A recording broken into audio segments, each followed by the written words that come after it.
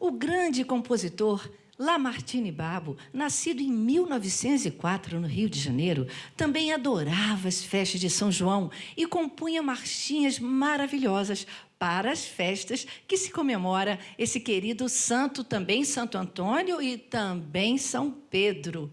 Agora, ele fala muito em balões, mas elogiar o balãozinho era antigamente.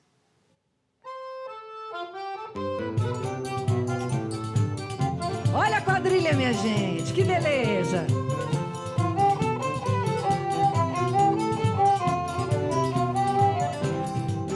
Chegou a hora da fogueira, é noite de São João. O céu fica todo iluminado, fica o céu todo estrelado, pintadinho de balão. Pensando na cabocla a noite inteira, também fiz uma fogueira dentro do meu coração. Quando eu era pequenina, de pé no chão, eu tocava papel fino pra fazer balão, e o balão ia subindo para o azul da imensidão. Chegou a hora da fogueira, é noite de São João.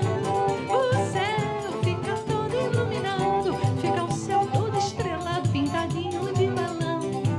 Pensando na cabocla a noite inteira, também fiz uma fogueira dentro do meu coração. Quando eu era pequenino, de pé no chão, eu cortava papel fino pra fazer balão, e o balão ia subindo para o azul da imensidão. Que beleza!